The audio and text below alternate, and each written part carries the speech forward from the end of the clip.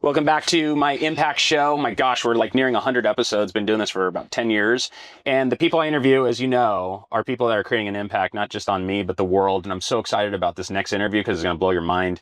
I met Jesse Sparks randomly. As you know, I'm building a restaurant in Newport Beach called The Nice Guy in partnership with John Terzian and Brian Toll, the two geniuses of hospitality, Adam Corral and the whole crew at the H Wood Group. And it's going to be in Newport Beach. We took the old Guacamigos. It's going to be a fabulous Italian restaurant. It's going to have my entire network in it. Policymakers, venture capitalists, Palmer Luckies. It's going to be awesome. As I was walking out the other day with an investor, I ran into this great guy by the name of Jesse Sparks. He said, "Hey, what's the name of this new restaurant?" I said, "The Nice Guy." And we started to have this conversation. I noticed he was wearing a bare knuckle boxing BKB t-shirt. And it got my attention because I've been following it. My friend Roger Stone, as many of you know, told me he got into BKB and he was into bare knuckle fighting back in December, and it really caught my interest. I've always been into combat sports fighting. My good friend Jason Perillo growing up, I just reconnected with him a little while ago. It's just something that's just in all of us. And it's just so fun to watch, but it's so serious at the same time because of the training and the discipline that it takes. And a lot of that resonates into entrepreneurship and the stuff that I'm involved in with the IMA and KCOM and all the brands I represent. And so when I met Jesse, we had this great conversation. It was like a godlike moment. And I said, you know, I've been wanting to get behind a fighter. I've been wanting to get behind a fighting league. And then this relationship was serendipitously born just a few weeks ago. We had a conversation. He was nice enough to allow me to sponsor him for a year. So we'll be backing him for his next fight on July 18th. He's fighting Mullet. He'll get into that in a second. And I'm just excited to share Jesse with my wide network. Obviously, there's thousands of brands that watch this. We've got great relationships with consumer brands, corporate brands, defense brands. And it's those sort of brands that get visibility from great platforms like bare knuckle boxing or NASCAR and other elite sport networks. In just a couple of weeks, I'll be at the Anduril 250, Palmer Lucky's company, Anduril Defense Products Company, doing a great NASCAR race on Father's Day. Super excited about that. And it's those sort of sports that connect to brands, that connect to the new frontier that I'm all about. So I'm here with Jesse Sparks, and this interview is less about me and what I'm doing, but more about you and where you're going. And Jesse, if you don't mind, maybe just kind of telling my audience a little bit about you as I put my sunglasses on, because we're in a beautiful day here in Lido Island, on the harbor in Newport Beach, my second home. I love it here, and I'm so honored to have you here. Jesse, tell us a little bit about your background and tell us, you know, where you grew up and how you got into what you do. Well, yeah, as you guys know, I grew up in Huntington Beach, started fighting when I was 9 years old. I love the sport, played football my whole life. Played baseball, been in all the sports pretty much. And then high school came around, started to get in some trouble, like all of us, right? Yeah. Started drifting off the wrong way. Got in trouble with the law, I don't know. Came back and started training again hard and started to get into some amateur fights. And then won 3 of those in under a minute. And then Bare Knuckle hit me up and said, "We got an offer for you." So that's awesome. Pretty much what's... So 9 years old, you started boxing? I mean, like, you're fighting at 9. Like, what was like do you remember the first time you got in a fight or you were fighting? Was it more of like a fight with somebody, or was it more like you were... I got kicked out of kindergarten for fighting. Okay. At Newport Heights. Okay. So if you want to check the records, right, Mr. Right. Sir. Yeah. Do you remember that fight? Do you remember that first fight, the very first fight? My very first fight, yeah. This kid threw wood chips in my face. Okay. And we got it on. In kindergarten. In kindergarten. Yeah, and I was over it. It was and it, they were right? like, "No bueno." Yes, sir. Right. And then I went to Woodland, kind of evened out there. Switched to Haas because it was closer to my dad's pad in Huntington Beach. Right. And then was a good kid there. Right. Like I said, high school was a different story. Right. Started to get into the different crowds. But you're back to your main question. Why I got into MMA was because I was getting in trouble in school. Right. And my mom was like, "This kid has so much energy. Like, what are we gonna do with this?" Right. And MMA is such a good outlet for kids that are like struggling like with life problems or like deeper issues inside, or I don't know. Everyone has their own issues, correct? So I just feel like MMA saved my life. And then it's funny how it comes full circle, because got in some trouble and then strictly went right back to MMA. And now look at us. Right. Yes, sir. Can you talk a little bit about how MMA played a role in your life and the impact it made to get you out of trouble and into a professional arena where you can do what you're good at, what you come natural? Can you talk about how, and the things that you've gone through in the MMA process to really kind of get through that? Well, yeah, MMA gives you a certain sense of confidence where you don't need to walk around like you're a tough guy all the time. You know, like deep in your heart, like, hey, like I can handle this issue if I need to. So you want to be nice to everybody and just be genuine. So, yeah, It just kind of, and tell me like what the MMA process is. So like, you were just like an average guy that was getting into fights, and then this professional organization reached out to you. What sort of things do you do in MMA to become a professional fighter? Oh, well, like to start out my day. Mm-hmm. Well, I start out my day. I go down to the beach. I just take a deep breath, and then I get to running with a tire on my back, and until I'm about to puke.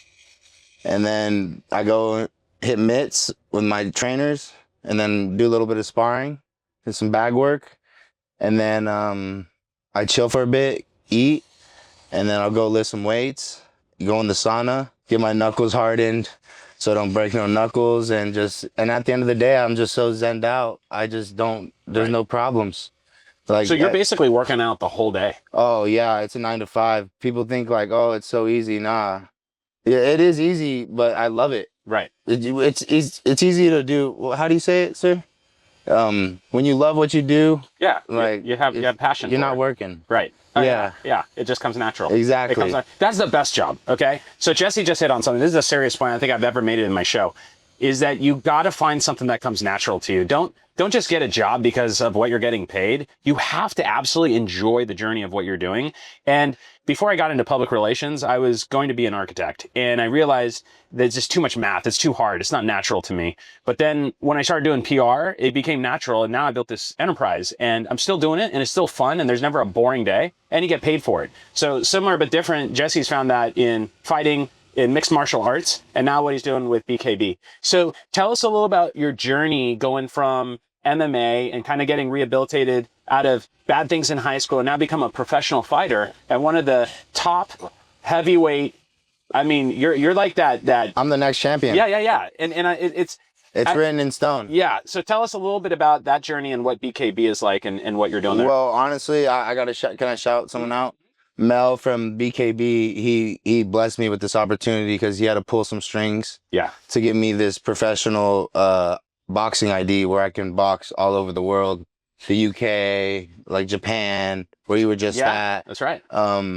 Georgia. I never even heard of these countries before. Yeah. That's gonna be awesome. So shout out to you, Mel. Yeah. Tell us about the last fight you fought. It only lasted like 34 seconds. Yeah, it lasted 19 seconds. Oh, was it 19? Yeah, he went down in 9, so they give him 10 seconds to regain his footing. And as you can see on my Instagram, he was on ice skates. Right. Yeah, so leading into that fight, I was actually fueling up after, and I offered him some fries, and he was just being super disrespectful. And I'm like, we're both here to make money, you know? Yeah. And I figured out he was a corrections officer, so I'm like, okay. Nothing against law enforcement. I love my law enforcement, but I was like, okay, cool. Like, that's pretty, like, dishonorable, like, to, like, not come at me with respect. So that kind of gave me a little urge to... Okay. That added a little a little bit of fire. I was trying to be nice to this guy, and, like, we're both here to make money, and he just pissed me off. Right. Yeah, and this next guy's just, oof. Okay, so... You're feeling a little bit of fire. It's a minute before, and then tell our audience about bare knuckle fighting. Like it's not an octagon, it's not a square, it's a triangle. Can you talk about that and why that dynamic is different? Well, the dynamic is there's nowhere to run. Right. So they want it to be a shootout. They want someone to get knocked out. I promise you, if you sit in the first 5, like 1, 2, 3, 4, 5, you're getting blood on you. I promise you. Yeah, and people love it. I don't know what it is. It's like the gladiator days. Like, it's the closest you can get to, like, they just passed the law in California. This is the first ever Hollywood bare knuckle fight because they just passed that in law. Los Angeles, yes, right? sir. At the Novo. Yes, sir. Yeah, well, we'll be there, and we're very excited to support you. You're and, the first sponsor. It's an honor to have my brand on your shorts. You know that's. It's an honor that you blessed me with that. Well, sir. I think it was a God moment that we met. Like I said, it's serendipitous. Most of the people that we're engaged with, we know we have some connection with, but sometimes you meet people just by fate. And I always say to people, "Oh, Sinan, like, thanks for helping me," and like they're always like, "Here, let me help you back." And I always say, like, don't help me, help someone else that needs help, because you never know when someone's going to meet you and they're going to ask you for something. And I'm not talking about necessarily like a homeless person asking for help. I'm talking about people who enter your life, and you know you have the influence to create an impact on them. The name of my show, Impact. The name that's going to be on his shorts, Impact. Go check it out. Go check out Impact. Yeah, please. Yeah. And so for us, it all ties into the narrative of life, and that's very important to me, because one day Jesse's going to be making millions of dollars, and then there's going to be someone that's on the up and up that he's going to say, "Hey, I want to support you, I want to get behind you," and that's going to be his pay it forward. And so July 18th. Tell us a little bit about the fight. You're fighting a guy by the name of Mullet. So you're heavyweight. Does that mean there's going to be fighters before your fight that night? Oh yes. Last time they had me come out first, and that was the stupidest move they could have made. Right. They got to save the best for last. Exactly, right. And that's what they're doing. Good. Victor Ortiz is fighting on this fight. I think you probably know of him. Yeah. He fought Floyd Mayweather before. Yeah, of course. He switched over to bare knuckle. So tell us a little bit about some of these new fighting things. I mean, there's bare knuckle. There's another. BKB and BKFC are the biggest right now, and I'm signed with a contract one-off with BKB. And then what else is there? There's power slapping. Yeah, well, they hit me up as well. Okay. Yeah. So tell me what's power slapping. That's basically. That's basically you get slapped in the face for free and don't get knocked out. Right. Yeah. It's a coin toss. It's a coin toss. I mean, with all due respect, I don't know the industry well enough, but to me, slapping versus an actual fight, to me, is like there's a big difference. Well, if you read the comments and stuff, they like this is kind of no disrespect. Yeah. But this is for degenerate. Like this is not a sport. Yeah. This is more like entertainment, circus. Yeah. And talking about UFC and bare knuckle, what's the main difference? Obviously, not octagon, not triangle. UFC, they're still wearing gloves, right? You're not wearing gloves? UFC, no, we don't wear gloves. Wow. We don't wear no gloves, sir. Okay. But UFC, they wear they wear I think it's 4-ounce gloves. Okay. Yeah. And that padding all around the knuckles. Right. Yeah, and if you see mine, yeah. I am. And so I saw you like in the sauna, you hit the sauna. Yeah. Does that condition your knuckle? Yes, sir. Really? And then I go and I hit the sand bucket. Sand bucket. Yeah. And what does that do? That strengthens the knuckle. Well, it creates micro fractures in the knuckles. Oh, and then as you heal. So the microfracture heals, making your knuckle even stronger. Yeah, well, I'm not a doctor, so I'm probably going to have some pretty bad arthritis when I'm older. Okay. So we'll take care of that. So speaking of that, how old are you? 23, sir. 23 years old. Yes, sir. What are your stats? How much do you weigh? I'm 255 this morning. I'm 6'4". Okay. On a good day. Wow. And so to be heavyweight, what's the minimum? The minimum is whatever. So heavyweight isn't like a weight category. It's the cap is 265. The top of it. Yeah. Okay. So you can't weigh more than 265. Yeah, but if you want to get in there at 205, be my guest. Okay, got it. You're ragdolled. Okay. Well, this is cool, man. I wish you continued success. I know it's going to be a great fight in July. I can't wait to be there to root you on and to continue to support you. You're going to meet a lot of people through me. A lot of brands like to associate with the up-and-comers. I can't think of a greater up-and-comer of any sport in the world than you right now for bare knuckle. And I think a lot of people are going to keep their eye on you. And I think this is the beginning of something really big. Thank you, sir. That means a lot. Preserve your health. Preserve your health. And stay strong, man. Yes, sir. This is the beginning of something really big. Yes, sir. Any closing thoughts for our audience? There's a lot of young guys that are watching this. Any thoughts that they might have, an interest in pursuing mixed martial arts? Like any advice that you have for them? Yeah. Just follow your heart, man. Chase your dreams. I was just a kid working security, and now I'm here fighting on the biggest stages of my life. So if you got a chance, take it. Get off your butt and go get it. Right. Another question that I have is like, a lot of us, have shitty days, and we have down days where like you feel like you're on your ass and you feel like giving up. What got you like past that adversity where you like picked yourself back up and took it on, even though you knew you just went down? Well, can I just say something? Yeah. Every time I start to have a bad thought, I'm going to get real deep here. I think of a kid waking up with tubes down their throat, fighting for their life in shock hospital with leukemia, who's going through so much more pain than any of us have ever felt. And that's just what gives me drive. Yeah. Well, that's a good metaphor to have. You could always have a worse day. Yeah. And to end on a light note, I watched a few of your fights, and when you hit, you make a sound.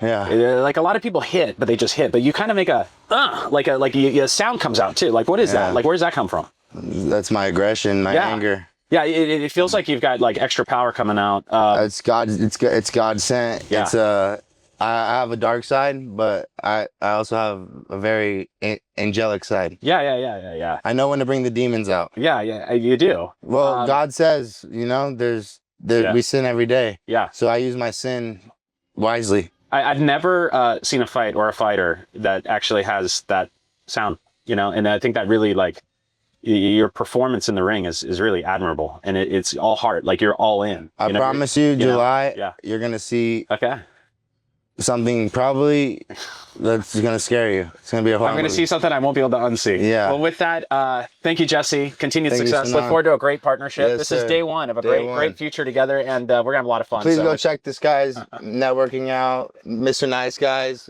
It's gonna be the best. Yeah. All right. We'll see you guys. Yes, sir. Welcome back to the Impact Show. I'm so stoked. Just had Jesse Sparks. What an interview. Talk about impact. And we go from fighters to entrepreneurs. I love it. And this is what it's all about, is people that come into my life for serendipitous reasons or other reasons, and interview them and unpack what they're doing and share that with you. That knowledge, but also the leadership and the big takeaways that come from it. So y'all know I'm hosting Impact 250, a celebration of our country, but also the definition of the next 250 years. That's going to be in Washington, D.C., September 20th through the 23rd, starting with the best party Washington, D.C.'s ever seen. A roundtable, dinners, social events, policymakers, frontier leaders, venture capitalists all coming together. We're going to have exquisite meetings in some of the greatest buildings that government has created in the United States. And we're going to end with the AI Summit that's being title sponsored by Armada. I'll see you there. I'm excited to interview Gregory Tolmachow, who reached out to me in a weird way, right? Like he read an article that Palmer and I co-wrote, or I wrote on LinkedIn. I think it was actually the piece I wrote when Palmer was at Impact, and he talked about subterranean defense. I thought that was super compelling. Well, Gregory read it, and he reached out to me on social media. I responded. I was on a flight back from Chicago, I remember. And I was compelled because I've always been watching the prediction markets as this whole new platform medium, this whole commerce economy of predictions and betting. Friends with Shane Copeland. I met him during the inauguration. I've stayed in touch with him, and I've seen what he's done with Polymarket. I think it's super compelling. I've always had a genuine interest in gambling. The license plate on my Aston Martin right now, which started with my very first car, which was a Hyundai Excel, used one, is Let's Gamble, LTSGMBL. It's my Instagram handle. It's just my nickname. Because in life, you got to gamble. Otherwise, yeah, it's not that fun. I mean, it is fun, but how fun would it be if you just bet on something and you won? It takes the ante up. It makes your heart beat a little bit faster.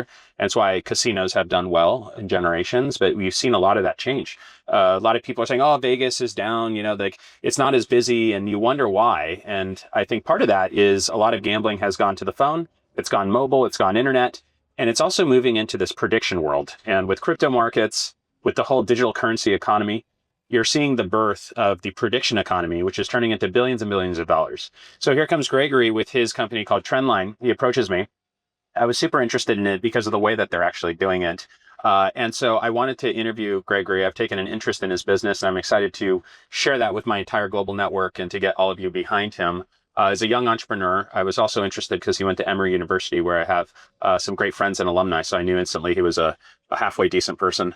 That being said, Gregory, maybe you could tell us a little bit about your background, where you grew up, and like how you got into coding and building software. Yeah. Thank you for having me, Sinan. So I come out from Claremont, also Southern California. Grew up there, went to Webb, where I kind of started my passion for computer science. Did a year at Harvey Mudd while in the very early stages when AI was not even a thing yet. But we were very much still learning, like early machine learning. I took that passion, went to Emory University down in Atlanta, and that's kind of where I continued this passion for like data analytics, but also studied like economy and law.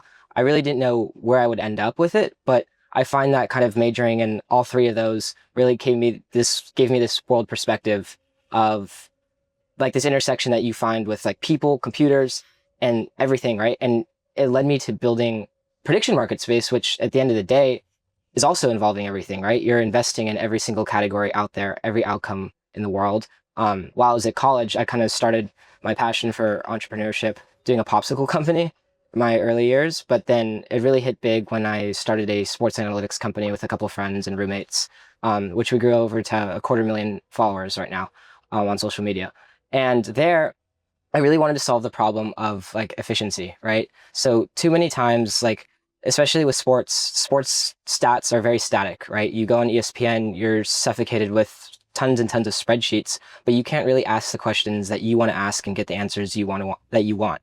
So I wanted to take my computer science background and kind of this huge like problem of static stats and kind of bring it together into one kind of platform where users can kind of ask anything they want and then also model anything that they want in sports. So I started this with a company called Now The Betting Insider and did this for about a year and a half in my last few years at Emory. And during this time, I very much noticed that, like we're building tools to help bettors on a sports book, right? But at the end of the day, you're always going to be in a very unfair position. That's just how sports books are built, right? You're betting against the house. There's always juice on the odds.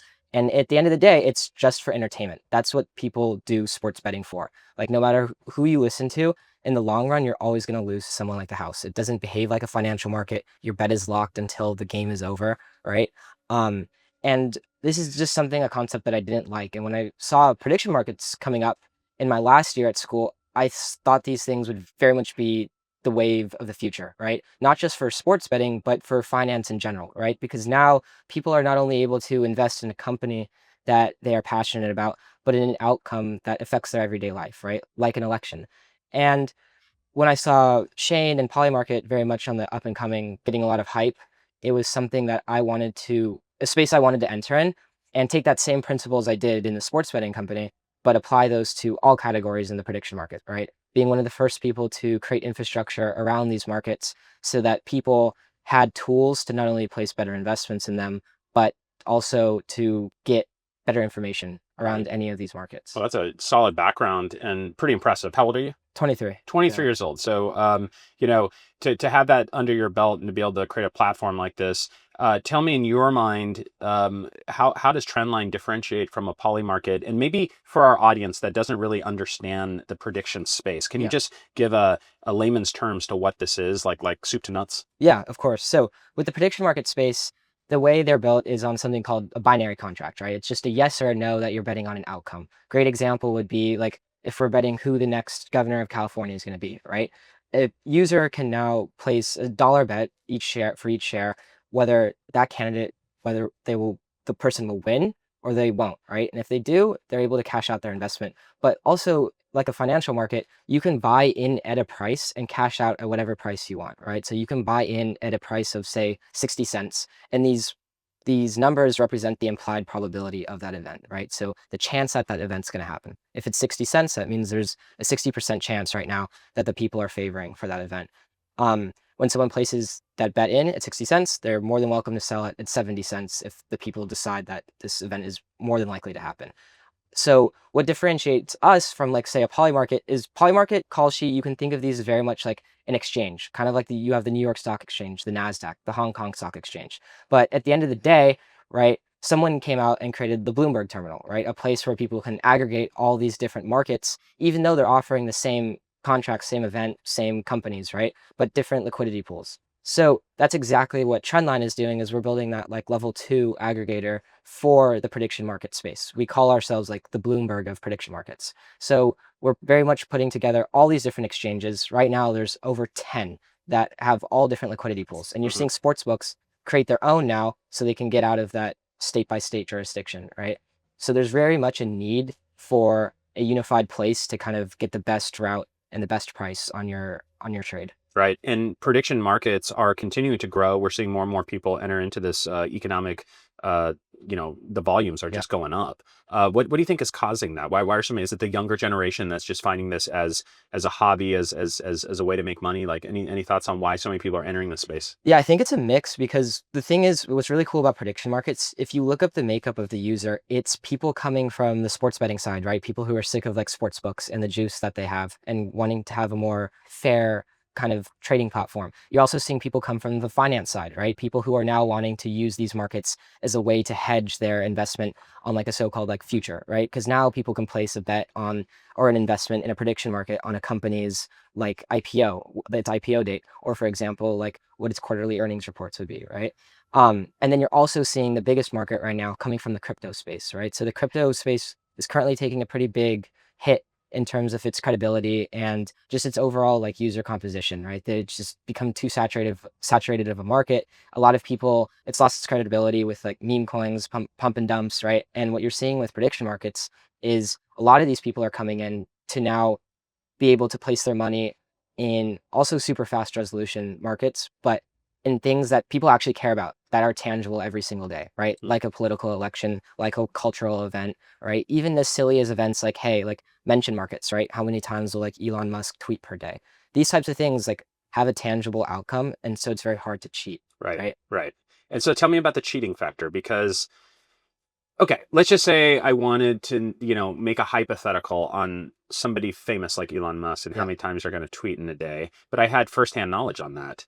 Is there a way that you could cheat in the prediction markets? Yeah, and there definitely is. And there's a lot of people coming out in the news right now being caught with that, right? Right. Just this past February when we had the raid on Maduro, right? Right. There was one of the military personnel involved in that had won over $300,000 in proprietary bets. Wow. Because he had that information before Right. the raid had happened, right? And insider information, it's always going to be happening, whether Yeah. you're in the financial world, the crypto world, Right. or the prediction Yeah. market world. And these exchanges are now doing their best to stop that, especially with like government leaked information, Mhm. because that's a threat to like national security. Right. But like you said, if you had firsthand knowledge on something like the amount of times Elon Musk is going to tweet every day, Mhm.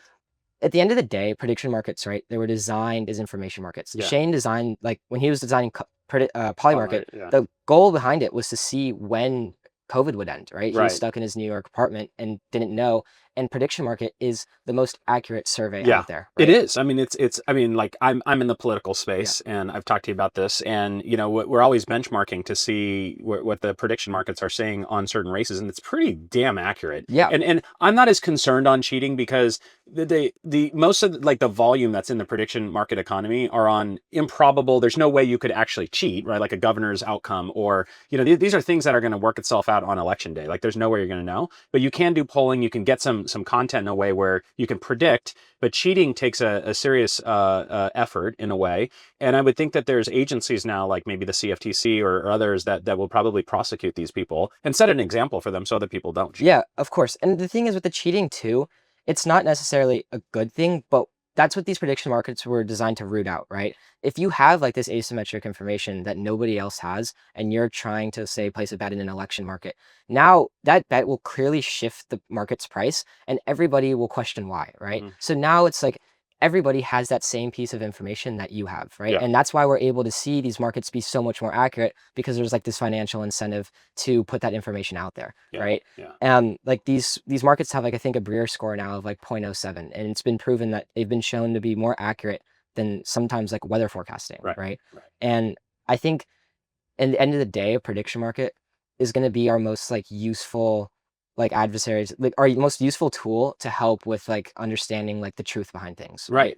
Because you can't fake putting your own money behind your opinion. Yeah. Right. So let's talk about that. Like prediction markets right now, people look at it as like gambling. Okay. Yeah. So they're like basically like gambling, but beyond like the sports betting and the political betting and the daily, like what I would just call like what's happening in the world, that seems to be flooding the prediction markets right now.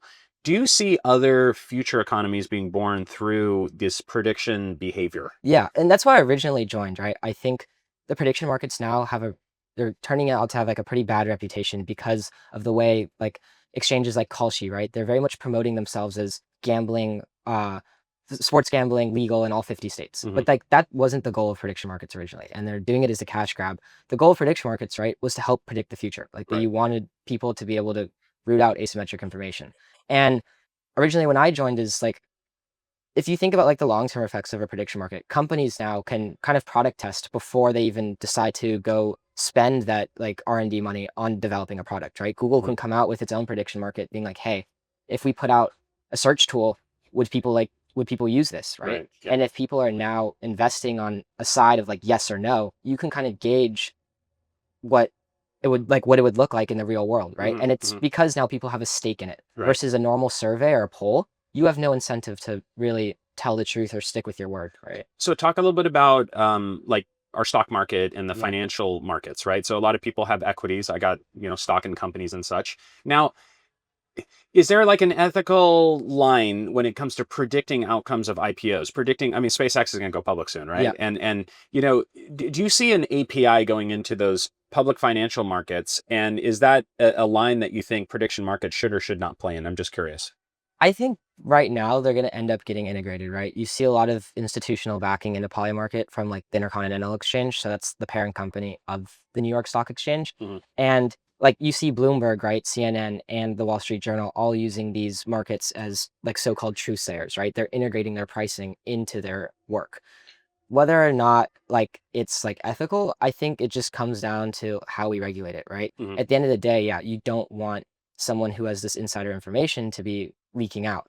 But I also think like it's much easier to catch an insider on a prediction market than it is in the financial market. Right. Simply because like most of these transactions happening are by an individual, Right. and information sways a prediction market so much more than a financial market. Right. Right. And then like in the financial market where it's probably happening all the time, Yeah. you know, there's like these big Wall Street firms that are able to move stock based on volume purchase Yeah. and games that they play, which everyone knows about. It's hard to enforce because they're able to hide under veils, right? Like where in a prediction market, you have to disclose who you are. You have to say, hey, I'm the one who's buying into this. Exactly. And then if they see a connection into the information that you know, then clearly there's a violation, and enforcement, I think, is going to be key. So speaking about regulation and like, I mean, this could easily become a multi-trillion dollar economy. Yeah. Who's the government agency that's keeping an eye on all this? So right now it's currently the CFTC. And the reason being is, like I was saying in the beginning, prediction markets are designed under a contract that's very similar to an option, right? It's considered a derivative. That's what Kalshi spent most of its company's like lifetime trying to win that lawsuit. And they just won it like previously, like last year, Mhm. where these contracts are designated as an options contract because it's a swap, right? And that falls under the jurisdiction of the CFTC. You see a lot of states now trying to sue like these prediction markets for like legalizing sports gambling and everything. But just this last April, I think the third district court of appeals came out in New Jersey saying that the CFTC had 100% jurisdiction over prediction markets. And this kind of left the state of New Jersey. They couldn't, no matter what, they can't regulate these exchanges. It's left to the federal government because it's a financial swap, right? Right. So tell us a little bit about Trendline. So sites developed. What's the roadmap for the next like 3 to 6 months? Yeah, so right now we're about to release our private beta by the end of this weekend. So that will contain unified markets across 3 exchanges: Kalshi, Polymarket, Limitless, with a few more to come by the end of the month, including Hyperliquid. It's making a lot of news right now.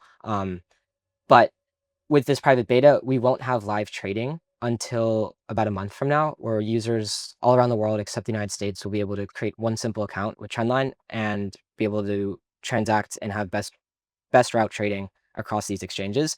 And then our intelligence platform is also finished too. So this is kind of like the biggest piece of our company. And it really is like, you can think of it as like a model builder, a way to backtest your ideas, but then it is also a way to understand why the price of a market is the way it is, right? And so that model we call Optimus. As far as regulation goes, that's why we're out here trying to collect funding. We need a certain amount of money to be able to start that regulatory approval, which includes like an IB license, so that we can slowly start to capture the US market, right? We want to be the first company out there to really sit as like this level 2 platform to collect trade transactions in the United States, right? Nobody's focused on that because it's so much of a hurdle. Yeah. But we feel like if we tackle it young, especially with the current administration, we can get it before probably by mid next year. Yeah. As like a fully regulated. And then you can go exchange. into the US market and start offering. 100%. Because then we can register as an FCM, which is like a futures commissions merchant, right? And that will allow us to connect directly with an exchange like Kalshi, and we're now able to control the route of people's money, right? That's awesome. So, well, I'm pretty confident you'll find the capital. I mean, I know a few people. I'm confident in you. I think this is going to be something. I always bet on people, not platforms. I mean, platforms are second to an individual. You know, you've got great communication skills. You've got an ability to code, but you also know the industry fairly well.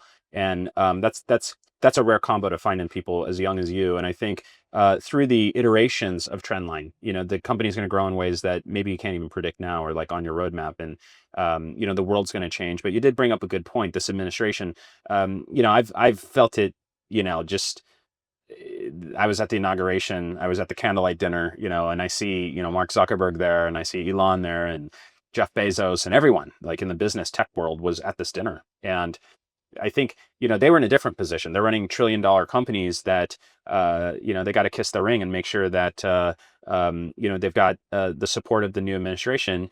But to me, what's more inspiring are entrepreneurs like Gregory, Palmer, all my friends that I'm helping one way or another connect with this administration and to get the support from the appropriators that want to see growth in our country, and to not only support those that have already created thousands of jobs, but those that are creating new platforms in this new frontier. One of the big segments of our new frontier thesis is this digital economy. So we look forward to having you in Washington, D.C. and presenting with our policymakers, because the elected officials simultaneously need to lean on you and understand these markets and understand their futures. Like me, they can talk well, but they don't really know the depths of these markets the way you do as an engineer, as someone who studies it daily. And that's how the public and private sectors work together. And we're seeing more and more of this sort of movement happening throughout the country. Just a couple days ago, Steve Hilton edged out the primary for governor in California. And I'm helping with attracting new frontier businesses to establish and grow in California, to create jobs, to drive up the state's GDP. And this is the kind of stuff America was built on. And I would say it's not a Republican or Democrat thing. I got friends that are Democrat, and I'm a Republican. But that being said, this administration is very pro-business. And to me, that's where all my interest is in, is in supporting these entrepreneurs. So I wish you continued success. I think Trendline is like at its beta, and it's going to be out there. You're going to get your funding, you're going to get your support. Can you talk a little bit about the talent within the company, the engineering pool that you have? Because that was pretty impressive to me. Yeah, so right now my head of engineering is an individual, went to Berkeley, previously worked at IBM for a few years before coming on as our head of AI. And now just recently we brought in a new engineer who worked at Onyx Trading, so one of the largest crypto platforms in the world, to help do our authentication for route trading. And even my UI UX designer comes from very good backgrounds. Previously was a DAO member at Synthetics, right, one of the largest crypto unified exchanges. So our team is very well put together. I think we're in a really good space. Good friend of mine just sold his company to Binance, also unified terminal for the crypto markets.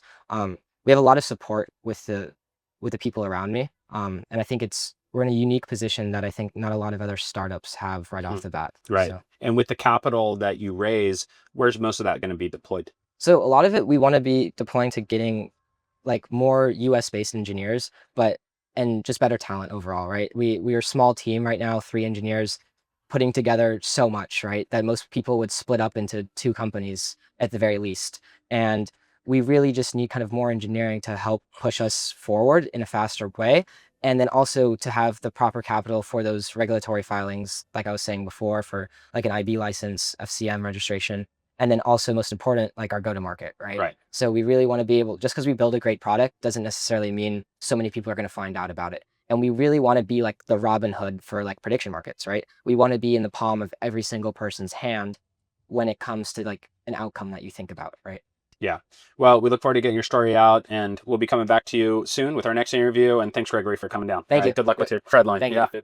Welcome back to the third segment of today's Impact Show. I'm doing this like 60 minutes. I'm calling this 61 minutes. Okay. So I'm with Courtney Russell with Invest Long Beach. And as many of you know, public-private partnerships are super important to making entrepreneurs' dreams a reality. You need government support no matter what. Look, I just interviewed Jesse Sparks, a fighter, Gregory, an entrepreneur, and now I'm bringing someone from the public sector to talk a little bit about shaping the environment that they're in so they have an environment to employ and grow GDP.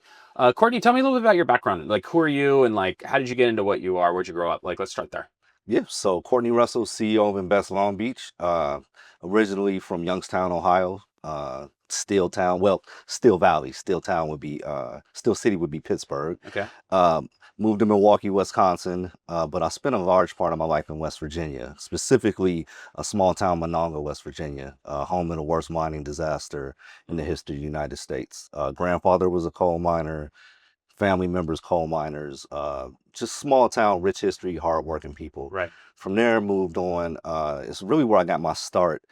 I traveled the road, a lot of detours. I've learned to appreciate the detours because my path hasn't been straight to where I'm at now. Started in retail at the corporate level, moved on to small business ownership, and got into hotel management after that. That's what brought me to California. I was general manager with Marriott International, moved over to the Tourism Bureau as a VP, Mhm. and on to becoming CEO of Invest Long Beach. Oh, so cool. So was that Marriott in Long Beach? Yes. Okay, cool. Yeah. Yes. Midwest guy. Ohio, I have a lot of interest in, and Oh, okay. I'm helping my friend Vivek Ramaswamy, who's most likely going to be the next governor. I'm very excited. Similar, Steve Hilton, I'm helping here in California. They're very like-minded. They're friends as well. These are like businessmen that are running these states and these governments. And so through that journey, it's funny. I just did this long LinkedIn post that success is never a straight line.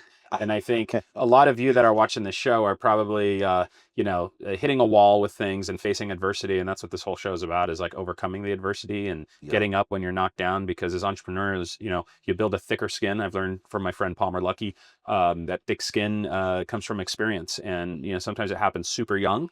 I just interviewed two back-to-back 23-year-olds. One's a fighter, one's a tech entrepreneur. And to listen to their struggles and how they've overcome them is something that it's like an energy source for me, is to like kind of bring that out. Because looking back at the adversity of your life and those detours to help you get to where you are now prepares you for that next chapter. Yes. So now you're here at Invest Long Beach. California is one of the biggest economies in the world, maybe the ninth biggest economy in the world. There's trillions of dollars flowing through the blood arteries of this beautiful state that I was born and raised in. Now I'm raising my own family. Love it here. Long Beach sits right in that center line between LA and Orange County, even though it is part of LA. Thank you, Daniel, for giving me the geography course last 2 nights ago. I'm like, okay, remind me again. I know it's in LA, but it seems like it's not. He's like, yes, it is. So, it borders Orange County because it's right up to Seal Beach, and then it kind of comes into Huntington Beach. Tell us a little bit about the rich history of Long Beach. What makes it different and special? So, as you said, Long Beach is uniquely positioned between Los Angeles and Orange County. First city out of Orange County, last city out of LA County. We're in a unique position with close proximity to a world-class port, very diverse economy, which is a major focus of the mayor and the Grow Long Beach initiative, is to diversify the economy as we move away from oil reliance. So, we have aerospace, healthcare and life sciences, tourism and the creative economy, which is actually, blowing up. Yeah. I know Dan might have mentioned that we have Snoop Dogg opening our new amphitheater this That's awesome. weekend. Love it. We got a new baseball team that just had their first game 2 days ago to a sold out crowd. So Long Beach, and just in terms of diversity, it's not just industry. There's over 200 languages spoken in Long Beach. Right. So it's just diverse in nature. But as you said, we sit in an economy.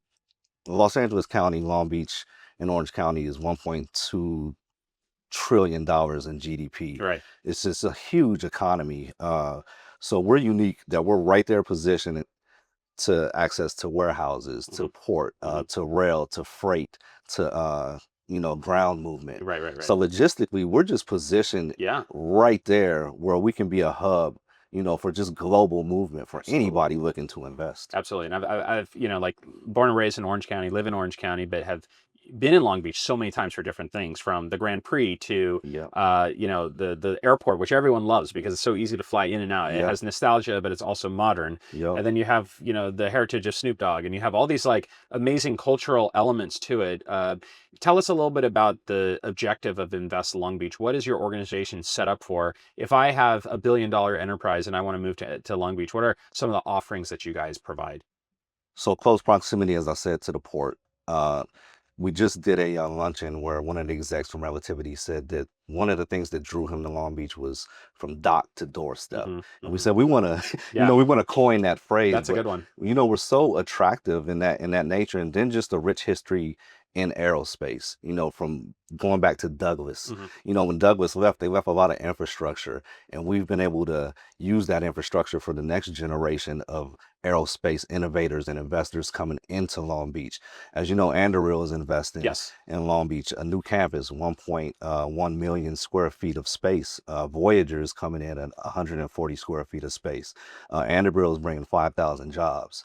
So we have, another thing is workforce. We have a good workforce where we can pull from Orange County, we can pull from LA, but we also have our own workforce development.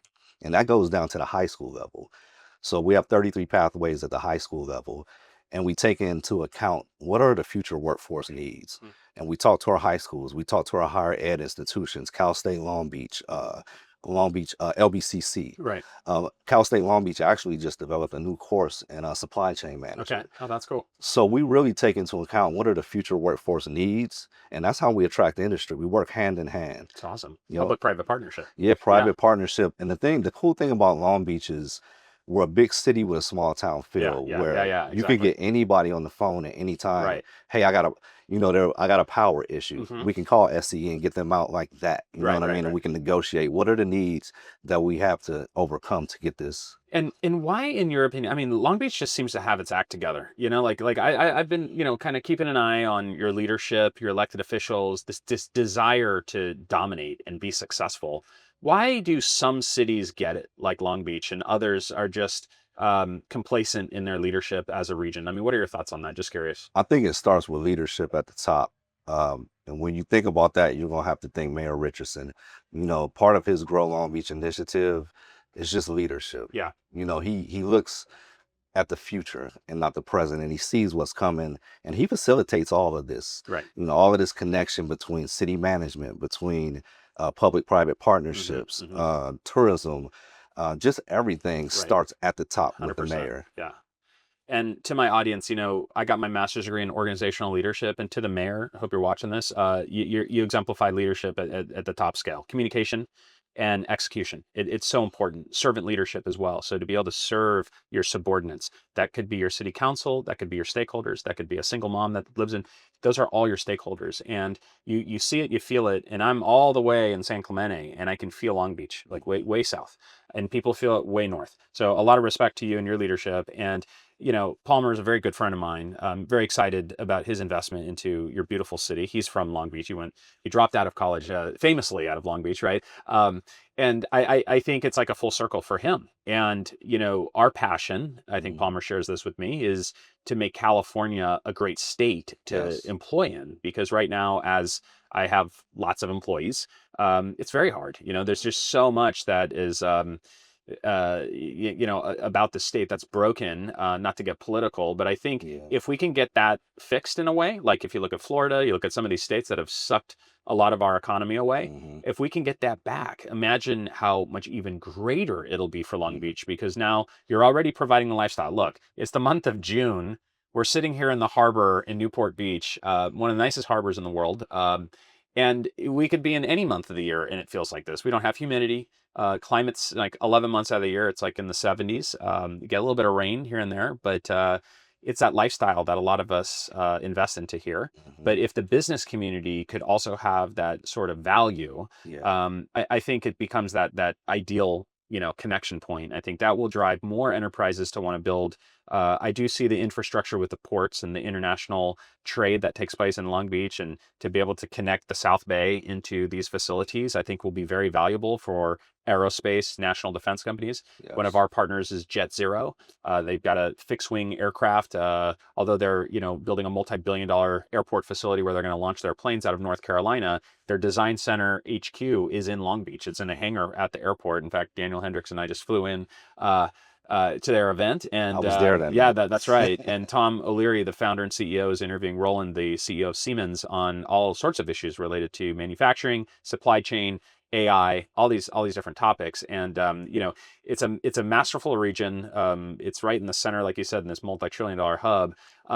Maybe just as we round up this interview, like, what would you say your goals are, like the next 3 to 6 months? What's important to you? How can our audience and our community support you and Invest Long Beach? Next 3 to 6 months, you know, of course, our main goal is to further position Long Beach as a global destination for investment. But, you know, we're 2 years out from the Olympics. And that 2 years is going to go by extremely fast. Yeah, right. And it's going to be, you know, outside of Los Angeles, Long Beach is the biggest venue city. We have 18 total games between the Olympics and the Paralympics. Oh, wow. Yeah, but beyond that, there's just going to be, what we're looking for is legacy beyond the Olympics. So there's just a huge opportunity for us not to just have the moment of the Olympics, but think further down the road for decades. So, you know, investment into infrastructure, into technology, that's going to last for generations to come. And I think that's what Long Beach is. Each generation pushes the next generation forward. That's what Long Beach is about. And that's how we've been resilient as a city. You know, we just, each generation is built upon the previous and just pushed each other forward. Can you talk a little bit about some of the games that will be there at the Olympics in Long Yeah. Beach? Yeah. Yeah, so you know we got 11 games. The big ones, 11 Olympic games. The big ones are beach volleyball. Oh, wow. Handball is surprisingly the most ticketed event. No way.